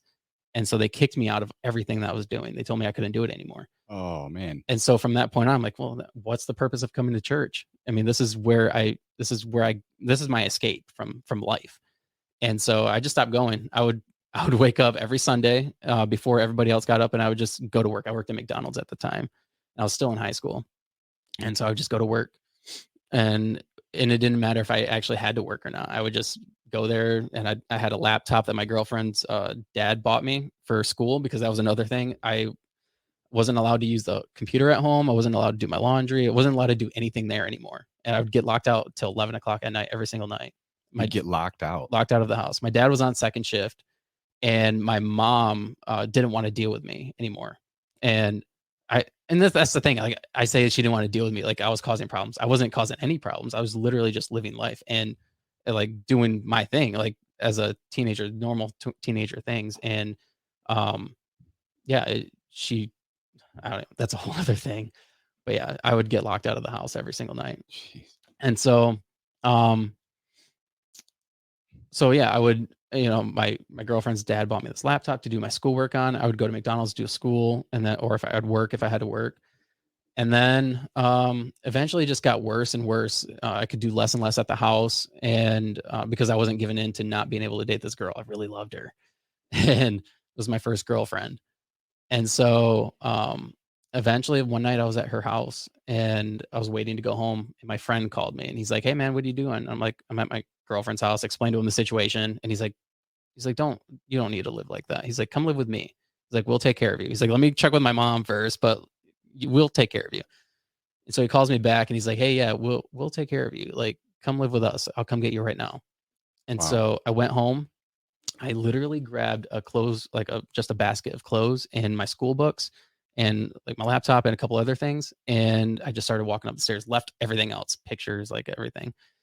And my dad had just gotten home, and he's like, "Hey, where are you going?" And I was like, I'm leaving." He's like, "Where?" I'm like, I'm moving out. I'm done." And I should also say that I was so stressed out at this point. I had bald spots on the back of my head, like that were like quarter size. I had 3 of them. They were giant. And he's like, "Well, don't let the door hit you in the ass on the way out." And then I left. And I didn't go back for a long time. I didn't talk to anybody. 2 months after moving out, my hair grew back. I was a lot less stressed and scared. Didn't know what life would have in store for me. I thought at that moment, I remember that night when I moved out, I was laying in my friend's bed, And I just cried because I'm like, they're going to be right about how I'm going to make nothing of myself. And Right. this is it. But You've this, internalized all those yeah, things that you've been told for so long. right. And Yeah. so eventually I just, I was like, I'm not going to allow that to happen. And so it's just been a constant grind of like trying to get better jobs. And that's the thing too. Like I wanted to go at that time, I wanted to go to be a preacher at I was going to go to a Christian college and become a preacher. Like that's what I really wanted to do. But then that whole thing, I was like, well, that's not going to happen now. Mhm. And so I never even went to college. Um, and I figured I would never make anything of myself. I would just be working these dead end jobs and who knows what. Like I figured I'd just scrape by, and that's what I did for a long time. I had girlfriends, moms that helped me out. Like one of my girlfriends' mom, she was an administrator at a nursing home in Charlotte, and she made decent money, and so she would pay my bills for me. And I just remember her telling me like, if you ever get a chance, pay it forward. And so that's always stuck with me. And so now I pay it forward because I'm in a lot better situation now than I ever could imagine. Yeah. And so, um, I don't know. It's just like that whole process, that all that trauma, all the things that I've gone through, and the things that I was told that I couldn't be, I've always became. I've become extremely disciplined. Most people are not disciplined today. I mean, especially today, life is so easy, Mhm. and it's so easy to just say I don't want to do something, but you got to do it anyways. Mhm. And I feel like I've always tried to break down those barriers. If there was something that I couldn't do, I just did it. And I think that's played into my discipline a lot. Um, and then it's kind of like doing the year of the opposite, like you do something that you don't typically do, but you're going to do it anyways and you achieve it. And Yeah. That's actually absolutely right. so, like for me, life has been like this constant battle of just things going bad. It seems like situations in life where it could ruin your life essentially. Like you could allow the situations you've gone through to ruin your life. And one of the latest things that happened to me as an adult was I ended up that first girlfriend, I ended up getting her pregnant and didn't realize it. Didn't know until the kid was 3 years old. And I had kind of assumed it was a possibility, um, just because we were together and she was dating somebody else. But I didn't know until he was 3. Her mom ended up, or she ended up doing a DNA test on him. I bought the test, gave it to her, and she did it on the kid, the grandma, and it came back that he was 99.999% mine. And so I hired a lawyer to try to establish paternity rights. But in Michigan, you have till the kid is 3 years old to find out to establish paternity rights. It's a law. Wow. And because there's already an established father in his life who's paying child support, who's been involved in his life, they didn't want to interrupt that. So the judge was like, "Yeah, I'm sorry, there's nothing I can do." And so he was like, "I want to grant it in your favor." He's like, "But I can't." Wow. Yeah. So Wow. so then that was like something else that just sent me spiraling. And then I had a friend who committed suicide right after that. And I ended up like I was in a bad spot mentally. And I was probably like What, yeah, 20, when was this? I Yeah. was probably like 24 or something like that. Okay. Um I'm trying to think. My son was born. He was born in 2017. So it might have been 2018 when it happened. Okay. And so I started going to therapy, and I've never been one to do therapy. I hated therapy. But it helped me. Just talk That's therapy, great. just talking with somebody, and then working out is a huge thing for me Yeah. because if I don't work out, that defines my mental state. And so, Yeah. Me too now. yeah. And so then and then that's the thing too. Doing hard things defines defines you as a person. It defines the way you handle situations. It defines the way you look at situations. It defines how you feel about situations. And so I just started diving into things that I wouldn't typically do, kind of like doing the opposite of everything, but Yep. I not necessarily everything. Yeah. So I did that ultra 50-mile ultra, and it was one of the hardest things that I could ever do. Training for it was hard. Doing the race was hard. I didn't even finish the race. I was out running on these hills in like this off road trail for 7 hours, over 7 hours. And it was during COVID, so it wasn't an actual official race. I mean, it was official, but you could do it wherever. It was like Yep. Right. so I did it on the trail that it was supposed to be at, and I had never run that course before, and it was brutal. a off-road biking trail, and it was like almost mountainous terrain. It was crazy. So training around here could not have prepared me for that. But that makes me concerned for you running with that your friend. Yeah, makes me concerned too. But uh it was off-road, and I even lost all my toenails Really? running that. Yeah, all of them. They all fell off. And Like while you were doing it or after? after, yeah. Yeah, they all fell off. But it was that's the thing. It was one of the hardest things that I could have ever done. And that's where the thought of starting a podcast came from. Um, Gotcha. this was 2020. I had started the podcast in January of 21. And so I had been talking with my wife previously, like as I was going through the training process, and I'm like thinking about like everything I've gone through. How can I help people tell my story? Because I've always wanted to write a book. I've always wanted my story to be out there, but I never had the time to write a book. It takes a lot of time. It takes a lot of dedication, and obviously that's something that I could do. That's just limiting. I'm limiting myself. Yeah, right. Um, but I'm like, how can I? What is the most efficient way to get my story out there? I'm like, it would be to do a podcast. And so I've never been one to just barely like hardly do something or like half-ass something.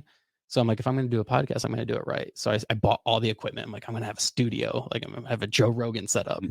And so that's what I did. I bought all that stuff, and it's kind of a good thing that I did because it's forced me to have to use the use the equipment, use the studio, because my wife was not going to be happy if I didn't. Right.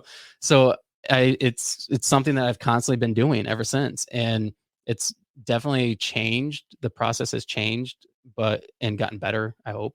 Yeah. Um, It's a great setup here. thank you. Yeah.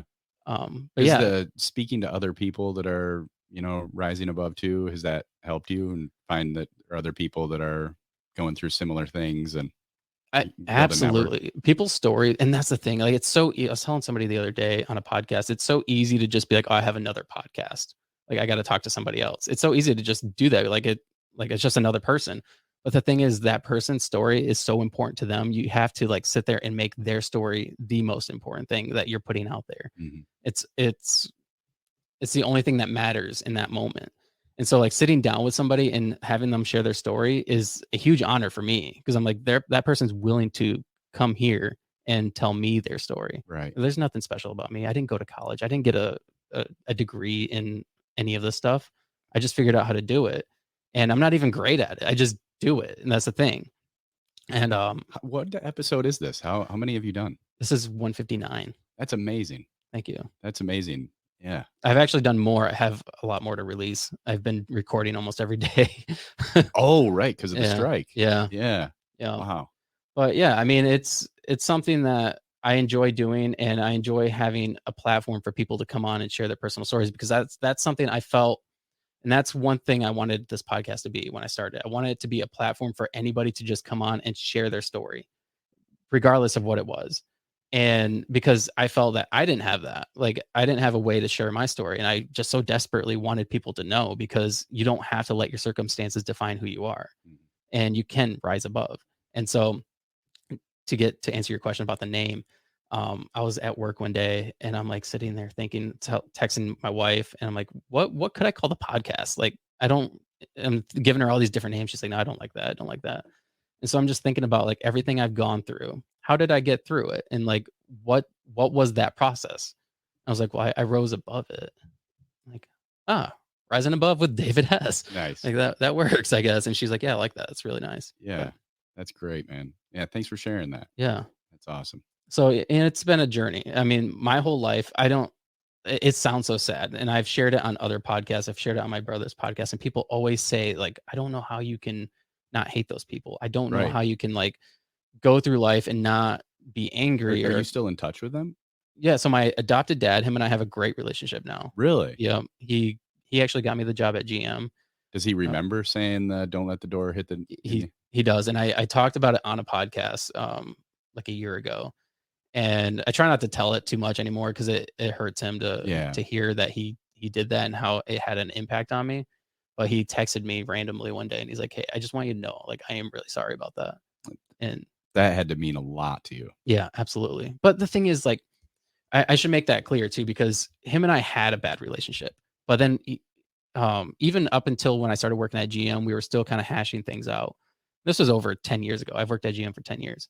Him and I we were on third shift, and we would meet up before work and sit in the parking lot waiting for our shift to start. And we would just talk about everything going on.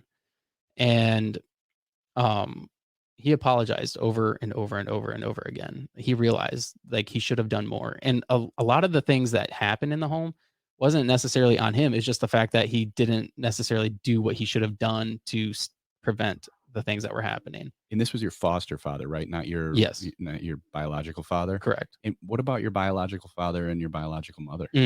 So that's another part of the story too, of rising above.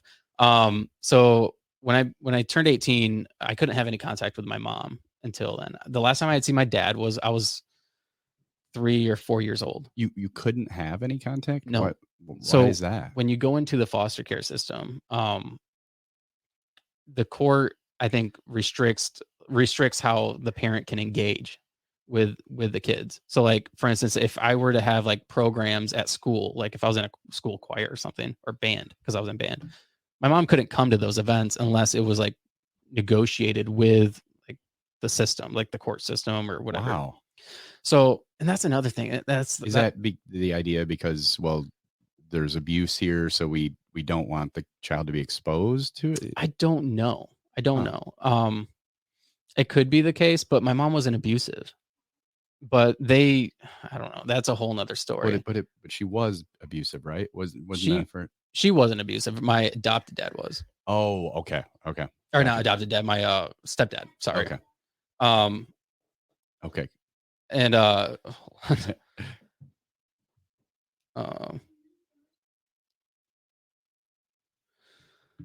okay, that's my son. Oh, awesome. Awesome. And so, Max, we're in an episode. Stop. I'm sorry. Oh, no worries at all. Oh. We have been going a while, huh? An hour and 26 minutes. Yeah. What was I talking about? Oh, we were just talking about the adopted. I thought that the biological mother was abusive. So my biological mom wasn't. It was my adopted mom. Okay, gotcha. And so, so when I went into foster care, my biological mom wasn't allowed to have anything to do with us. Right. So it was your biological mother's boyfriend was the one that was husband. Yep. Okay. And then he was the one, that was the reason you were removed. Correct. Okay. He's the reason why we moved to Michigan. Okay. All right. And he was arrested in Florida. Okay. And then we were placed in foster care. And then when you're placed in foster care, your reaction or your relationship with your parents are limited. You can't like go do things with them. And it's all based on what the court allows too. Like sometimes when you're in foster care, you can have weekends. Like you can go stay the weekend at your actual parents' house, or go on outings or whatever. Or sometimes they're supervised. With us, it was never that. We never had that. We would always have to go to St. Vincent's here in Lansing, and then we would have a monitored hour session with my mom. Really? Once a week. Wow. How was that? I mean, that seems it's like hard. Yeah, you're just forcing in your whole time with your mother for that 1 hour. With 4 kids. 4 kids. And that's a thing too. And I talk about this a lot because I don't think the system, at least my mom's system, the system that we had, I don't think it was set up fairly. Because like, how can you be a parent in 1 hour? And then they want you to demonstrate in that hour that you can be a good parent. But how are you going to manage 4 kids that are just so excited to see you? They're crazy. They want you to keep them calm and quiet. And they didn't want her to give us snacks. Like, oh, and it's supervised too. It's supervised. Somebody's like watching outside of a door, so you know you're being watched, and it's I don't know. It's a hard situation, right. And I get why they would do it because some people are just abusive and they got to keep an eye on them. But I don't know. It was hard. It was hard as a kid, knowing I could only see my mom for 1 hour once a week, and where are your biological mother and father now? So when I turned 18, I put all my time. I had a job at the nursing home that my girlfriend's mom worked at, and it was safety sitting. They called it safety sitting. So I'd watch this resident I would just sit in a chair and watch him, make sure he didn't fall and whatever. And I worked the night shift, so I would just sit there on a laptop or on a tablet, and I Just started searching the internet one day for names, and this was like back in 2012 or 13, and so it was a lot more like data wasn't as much. There wasn't as much data out there at that time, especially for somebody who wasn't necessarily on the internet that much. And so I just started searching names that I knew of, that I knew, and I came across some court records from Florida with my mom and my stepdad, and then I found my aunt who lived in Michigan when we went into foster care, but then she had moved to Virginia. And I'm like, this kind of looks like what my aunt looked like. I don't know if it's her. So I just sent a message to her. And I'm like, hey, my name's David. I'm looking for my mom. This is her name. If you know her, let me know. If not, then I'm sorry to bother you. And then she sent me a message and she's like, oh my gosh, we've been looking for you forever. Like, so happy to see, like meet you. And she put me in contact with my mom that day. And then we eventually met up with her, but we kind of have a relationship now, but she still lives in Michigan. Oh, really? Yeah. Wow. Yeah. And what about your father? So my biological dad, he was deported back to Honduras when I was like 3 or 4, came back illegally. And I think he's been back here since '07. He still lives in Florida, but with him, I did a 23andMe. My wife bought me a 23andMe for my birthday. I think it was like that year that everything was going bad for me. And I just wanted to know, I wanted to know like my history. I couldn't answer any health questions when I went to a doctor. Right. I couldn't give them medical any history. no, Yeah. I couldn't give them anything. I'm Yeah. like, I don't know. And so I wanted to know. And so I did the 23andMe, got the health thing. And then I had a ping for my second cousin on my dad's side, like popped up on 23andMe. It's like, you have a new relative. Wow. And she had just done 23andMe. And so I contacted her. I'm like, hey, I'm looking for my dad. This is his name. Do you know anything about him? And she's like, that's my mom's side of the family's last name. I can talk to her and see if she knows anything. She talks to her, calls me the next day. She's like, I need your number. I need to talk to you. She talks to me. She's like, we know where your dad is, and he's been looking for you for over 20 years. And yeah, so then they put me in contact with him, and I ended up going down to Florida that year, my whole family, and we met the whole family and everything. And so her mom is my first cousin. Um, and so I was able to meet her. I drove down to South Carolina. That's where they live. And I met their whole family, and then drove down to Florida and met my dad. And Wow. yeah, and he's been up a couple times since, but Really? yeah. Does he have other kids now? Yes, yeah, he has a whole family in Honduras, and then he had 2 sons in Florida. Oh, wow. Yeah, and they're older Got a than lot of us. kids. Yeah. Yeah. Yeah. So Yeah. typical Hispanic family. Yeah. I'm kind of jealous. I didn't. I want a lot of kids now. Really? I do. You could have more. Yeah. I'm hoping. Yeah? My fingers crossed. Do you think you could ever adopt? We've thought about it. Yeah. We haven't went down the process of educating ourselves about it. Mhm. But yeah, it's definitely a possibility. Lakin and I have talked about it many times. I think definitely consider it. I think you could do it. I mean, you're a real compassionate and like thought out person, and you care about people. I appreciate you saying So that. I think if you do choose to do that, I think that some young person, some young child could benefit greatly from it. I appreciate you saying that. Do you stay in touch with the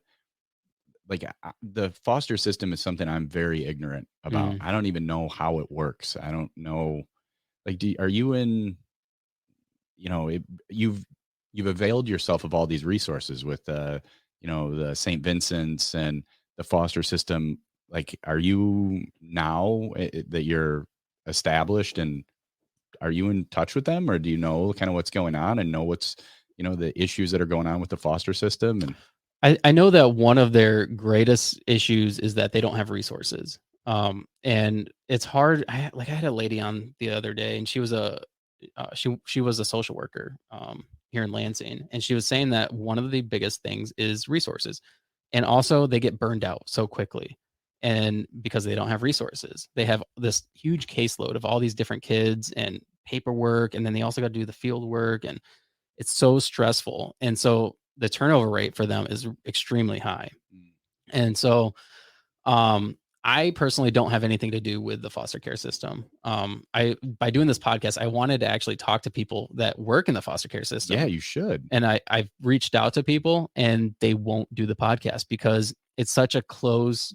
And this is a thing. Like most foster care agencies get bad rep. Their news coverage on them are not good. I mean, Oh, typically it has to do with abuse, neglect, and like usually they didn't do something correctly, and so now the news coverage on them is not good.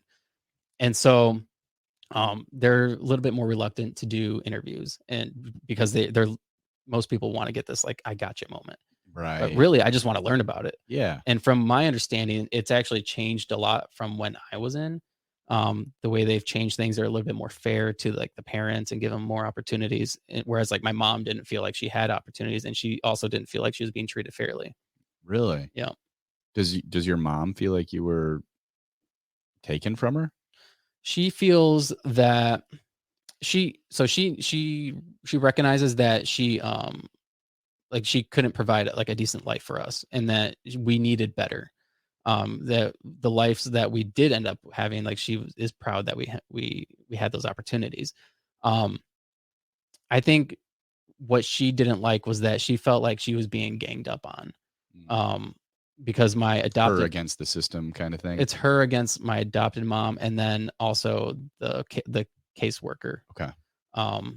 She felt that they were just looking for reasons to not like help her out and to make the situation even more difficult. Mm. And eventually it led to her just signing off her rights as a parent. Gotcha. So, Gotcha. Wow. but I think I honestly, I mean, that's one of those systems that I think you need good people in that system. Like you need people, especially for foster care parents and like people that want to adopt. You need people that are passionate about it. You need people that do it for the right reasons and people that care genuinely. Because the problem with that system is people do it for the money. Ah, And I mean, you end up with there's scenarios where people have like dozens of foster kids, just and they're collecting these checks, and these foster kids are living in these terrible situations. really? Yeah, yeah. There's a podcast and stories on YouTube about it, and it's horrific, the different stories out there. It's a whole area that I've been so ignorant about. I Yeah. just don't know.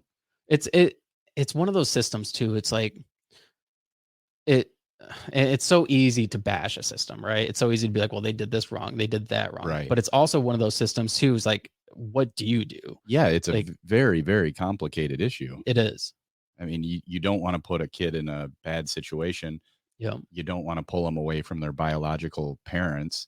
Yeah. It's yeah, you don't want to give them access to the foster kids, to see their biological parents and then have it result in Right. something bad happening. Right.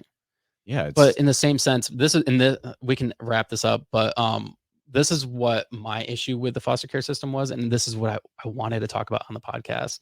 And I wanted to interview people because I want them to kind of set the record straight with me and like explain to me like why did this happen, or why, like how can you prevent something like this from happening. And for me, all the abuse that happened in the home when I was adopted, it was reported. After I moved out, I found out that over 20 people called CPS and reported the abuse going on. Neighbors called. They have police records of this was when you were in the foster system? this is when I was in, and then after I was adopted. Wow. People from the church called to report the abuse, over 20 people.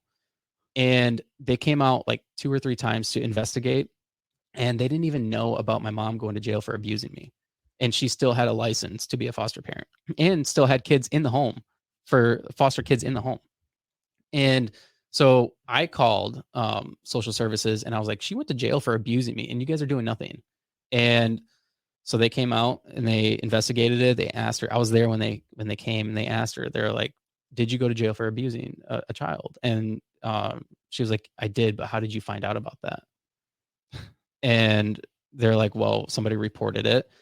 And their response to this whole thing was, if it happens again, we'll take your license. And then they left. And then we remained in the home. And then so at that point, I felt like I had no hope. And that's why I ended up moving out. Wow. And so that's my issue with the foster care system, because I feel like there's more protection for the adopted parents because they don't have and or not adoptive parents, but for the foster parents, because there's not enough resources. There's not enough people that do it. It's stressful. And so they protect those people more than they're willing to protect the people that actually had their kids taken away. Right. And yeah, I can see, trying to understand where they're coming from is that, if they don't have anywhere else to put you, they could, well, we have no options here. Right. There's nowhere else to go. Yeah. It's like the least worst option. Right. Yeah. Like, Yeah. oh yeah, that's terrible. Yeah. Terrible. It's terrible. And so I've actually reached out to like the director of St. Vincent's and no response. Really. Yeah. I have a friend that is a social worker for Bethany Child Services in Grand Rapids, and she can't come on. She's like, I can't because of she's like, I would love to. She's like, but I can't because we can't do media things. They've been told that they cannot do any media presences or Yeah, interviews or anything. I understand that. Yeah. Yeah. So Man, that's tough. That's yeah. tough.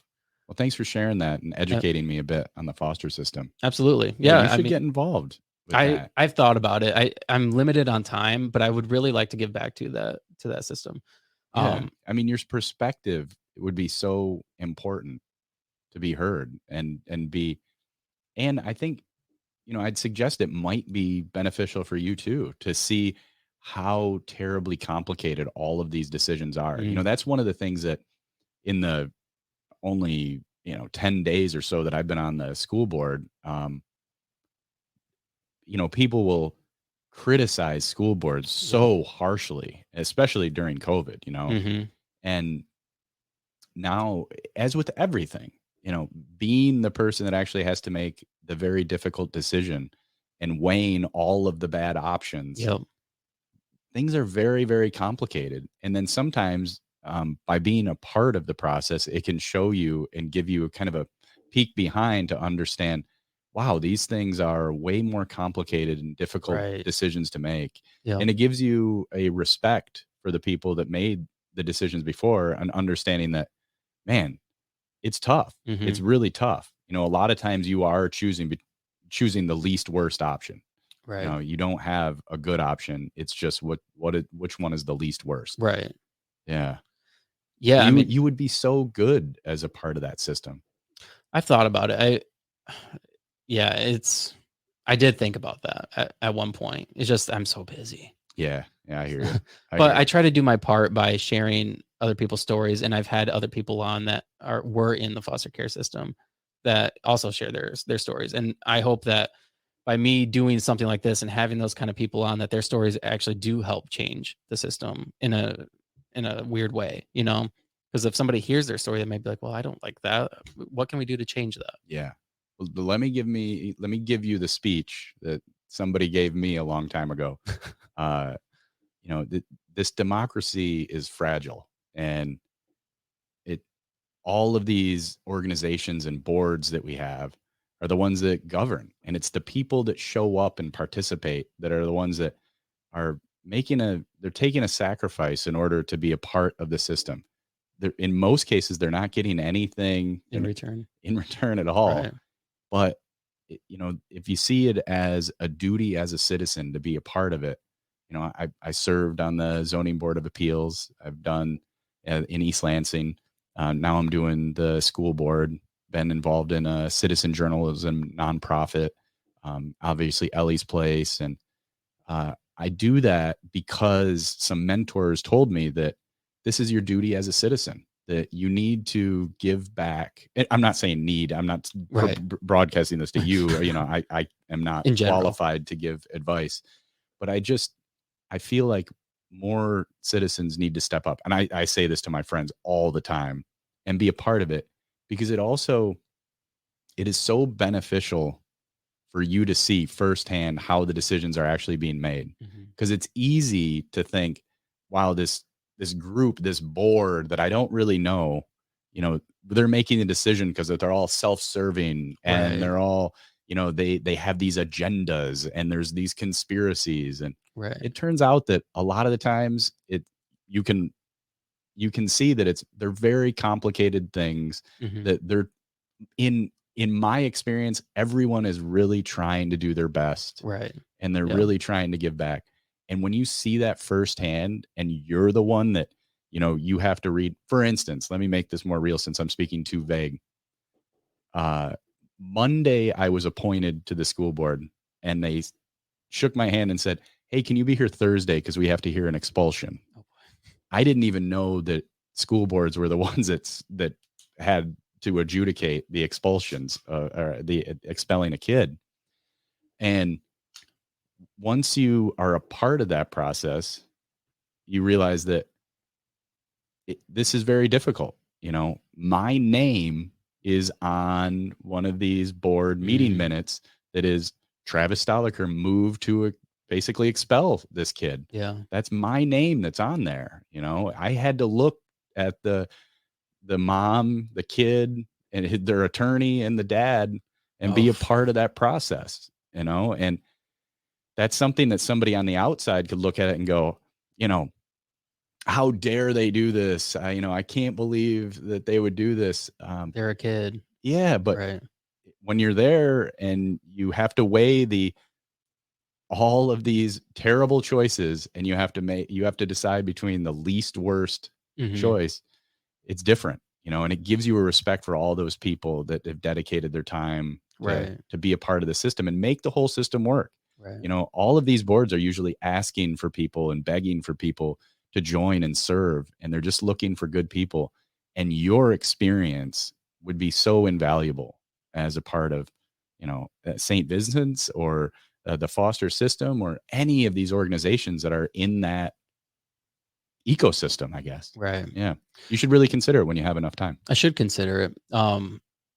That's the thing. Like, I mean, I try not to be as critical on them as I was when I first started the podcast. When I first started the podcast, I had no idea of like how intricate the system was and like what goes into, again, making these choices. And, but like everybody's situation is different. I mean, it's so, like you said, it's so easy to talk negatively about something without really knowing the process. And so I try not to talk negative without being like, well, but maybe they were doing their best. Have you ever, the Man in the Arena? It sounds familiar. Have you ever? It's a book, right? It's let me see if I can find it. Oh shoot! Whoa! It's like a bomb shelter down here. I can't. It's only doing SOS. Oh really? Yeah, but it's is it Dwight D. Eisenhower? I think it is. But he essentially says that no credit should be given to the critic. The person that just diminishes what somebody else is doing. Theodore. Is it Roosevelt? Roosevelt. Yeah, it's Roosevelt. Yep. My memory has been terrible this podcast. But it actually hangs on the wall of my son, and he just says that it's the man in the arena, man or woman in the arena that is the one that counts. It's the one that's actually there doing it. It's the doer of deeds, the one that's doing the work. That's where the credit should be given. It's the one that tries repeatedly and fails and fails and fails, and then only later, tastes success. That's the one that counts. It's not the one that's just tearing down from the sidelines. Right. And I think one of the things that's happened with social media, especially, is that now it's so easy to criticize everything, but you shouldn't give any credit for that. No. It's the person that's actually doing the work. Yep. That's the person that gets the credit. Absolutely. It's the people that show up for the board seats. It's the ones that show up and do the work. Yeah. Give them the credit. Absolutely. Yeah, I agree with that. And that's something that I've witnessed personally with the podcast is, you put an episode out and somebody might not like it. But they're just criticizing the idea. Yeah, you've had a couple of those. So you had I just had another one too.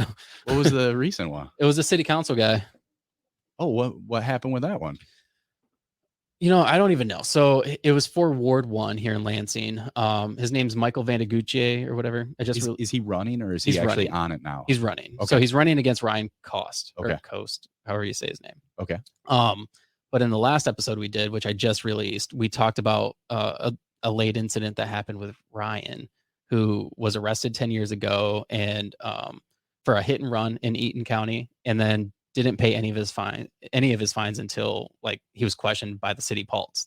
The city Pulse and the Lansing State Journal did a background check, and they questioned him about it when they found out. and he lied. He straight up lied to him.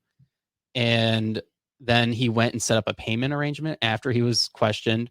And then they came back and they're like, I thought you didn't know about it. And they're like, he's like, well, I knew about it, but I didn't think I owed that money because I spent a year in jail, whatever. So, anyways, I released this episode. We just read the article on the podcast, and people hated me for it. Like, and this is a thing. I'm like, this is a fact. This is something that happened. And he's Yeah. running for a political position. Wouldn't you want to know about that? Right. And they're like, it just seems like a bashing session. Like you're just bashing. I'm like, it's just fact. It's something that happened. Like it's not my ward. I don't really care. But like Yeah. if I had to vote for this guy, I would want to know these things. Right. And so yeah, that was the latest incident Oh, where man. Well, I know how much that hurts when no, that I don't. happens. It doesn't bother me anymore. But when it first happened, Good for you. I had Ryan Kelly on the podcast, and that's when you reached out to me Yeah. to like just tell me to keep my head up and whatever. Yeah. That at first it's so easy to just allow the general public to, when they don't like something, to like kind of beat you down, and you can't allow that to happen. But it's easier said than done. it is. But that's the thing. If I was anybody else, like if I wasn't as confident as I am in who I am as a person, it might have defeated me. Right. It might have been enough for me to be like, I can't do this anymore. Yeah, certainly. But having some people reach out and tell me like, hey man, like I appreciate that. Even if you don't like the interview, don't like the person, you don't have to. Just we need to be adults where when we don't like something, we just look the other way. right. We just don't tune in. Yeah. You know, we don't need to be to the point where well, I don't like that you say that. So also you shouldn't be allowed to say that. Right. You know? Yeah. And that is why I didn't come on the podcast for so long, was I didn't want, I'd went through a few of those experiences too. And I'm a pretty emotional guy, and it got to me. And luckily I've kind of developed a bit of a thicker skin, I hope, and that's why I agreed to come on. I think, I mean, by doing hard things and like, I mean, obviously you run all the time, you've changed your physical appearance, you've changed so many things about you mentally. It changes your confidence level and who you are as a person and the way you handle situations like that. Yeah, because if I was, like I had mentioned, anybody else, if I wasn't confident in myself, like, so for me, working out builds confidence. It makes me feel good about myself. It makes me feel like I'm a strong person. Yep. And so that also affects my mental state of being. So if I'm not working out, my mental state of being, my mental strength is not there. And Right. so if I were to go through that situation in any other circumstance, that, like I said, it probably would have defeated me as a person. Yeah. Yeah. I completely agree with that. Yeah. What is that saying? Like the swallow the frog first, like get the thing out of the way, do the thing you don't want to do. Right. Yeah. Yeah. And then I felt that today. Woke up, had a great time with my wife in the morning, and then went out and did my run. And then immediately jumped in the lake. It's 44 degrees out, and the lake is like 52. Oh yeah. And that cold plunge, it just wakes me up. Yeah. It gets me going. And then drove here, and the whole ride here, I was just ready to go. The colors were changing. I think it's peak color here in Lansing. It was beautiful. If I would have done what I did 2 years ago and, kind of got up, turned on the TV, hung out in bed for a while, probably was nursing a bit of a hangover from the night before since it's Sunday, yeah, I would not be as fired up and motivated and ready to go as I feel right now. Yeah. That discipline. There was either Serena or Venus Williams had one that said, discipline is freedom. It is. Man, I love that. And then discipline is destiny, Ryan Holiday. I totally agree with that. And it's so counterintuitive for me, because that is not what I thought after selling the company. I was like, no, freedom is going to be, nobody gets to tell me what to do. I go where I want to do. I wear what I want. I don't have to do anything. It turns out I had it exactly wrong. You're captive. Yeah. Yeah. Right. You're captive to your mind. That's right. Yeah. Yep. And exercise is so good for the mind, or my mind at least. Yeah, everybody's mind. Yeah. I'm convinced that exercise doesn't necessarily cure, but it helps tremendously with mental illness and mental like depression and anxiety. I believe that there was Australia has just started. Basically, they prescribe exercise before they prescribe other Oh, things. that's But so I awesome. might be getting that wrong, and I'm sure, and just to be clear, the pharmaceutical industry, that's amazing what they've done, and they're incredibly helpful tools. And so I'm not disparaging or diminishing any of Yep. that, but if I was, I would start with exercise first. Yep. See if you can fix that, and then the breathing, which for me, there's been some studies showing that breathing it can change your mental state. Mhm. And what I use exercise for is a way to trick me into deep breathing. Mm. You can't really work out vigorously without breathing deeply, Right. I seen that you recently went and did hot yoga, and, Yeah, yeah. I love hot yoga. That I was brand new for me. I love it, but that's one thing that it forces you to do is breathe and take a moment to just, like, especially after the workout and you're just sitting there Yeah, focused and you're tired, you're exhausted, and then now all you're focused on is recouping and just breathing. absolutely. Yeah, that was great. The That was first great. the first time I went to East Lansing Hot Yoga. That's where we went. Yeah. The first time I had, I hallucinated. So, like, we did the workout, and then I think it was, like, an hour and a half, and then I'm laying on the mat, the guy's doing the guided meditation thing, and I hallucinated. I felt like I was on a beach. I could feel the sand, and I could hear the waves crashing, That's and amazing. I could feel the sun. Obviously, it's hot in there, but I Yeah. could feel the sun, and it just felt amazing. Then I snapped out of it. I'm like, "I wanna go back." That I was didn't have awesome. that. Now I want to go back. But you can get yourself into a hallucinative state by breathing. Absolutely. You really can. There's a guy, I forget the name. It's Train the Brain LLC, I think it is. It's out of the Metro Detroit area Oh. where he's licensed to train the Wim Hof breathing method, and Oh, it's like a 4-hour thing, and he does them all over the state. And okay. I think I'm going to do that too. I'll let you know Yeah, when I do. that's Maybe cool. you'll join. Yeah. Yeah, let Uh, me know. all right, cool. All right, Travis. Well, thanks for doing the podcast. This was a lot of fun. Yeah, same, buddy. Wanna do Thank it you. again? Absolutely. All right, cool. Yeah. All right, man. Thank you. Thank you. What time we got? Perfect. Sunday